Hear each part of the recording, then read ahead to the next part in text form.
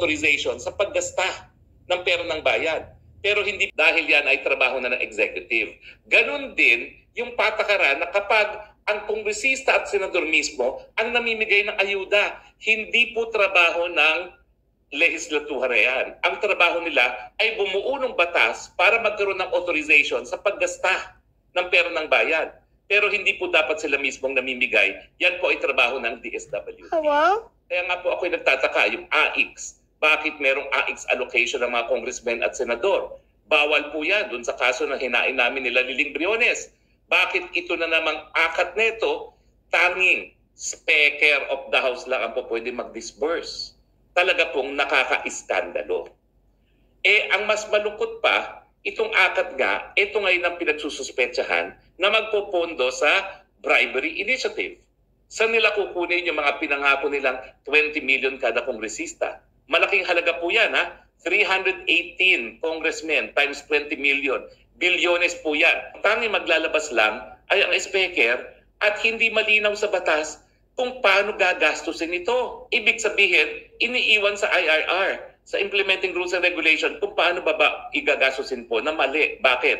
Dapat ang statute, ang batas, kompleto na dapat yung IRR, wala nang iisipin pa yung mag-i-implement. Susundin na lang kung anong nakasabi sa batas. Ibig sabihin, yung Implementing Rules and Regulation, dapat nagmi-mirror lang ng batas mismo. Pero ito po, kahit anong guidelines, wala. Kinatatakutan talaga ng mga senador na nag-iimbestiga ngayon sa BI, sa bribery initiative, ay eto nga pong magpopondo, hindi lang doon sa 20 billion kada kongresista para doon sa 3% per district. Ito rin yung pambibili ng lagda. Matapos maipasa ang budget ni Vice President Sara Duterte, pinagkait nila yung 650 na gagamitin naman talaga ng Vice President dahil siya ay co-chair ng NTF-ELCA at DepEd Secretary. Alam naman natin na talagang pilit na pinepenetrate ng mga terorista ng CPP-NPA ang ating public school system. Ipinagkait nila yan. Di umano daw dahil walang accountability. Hindi po totoo yan.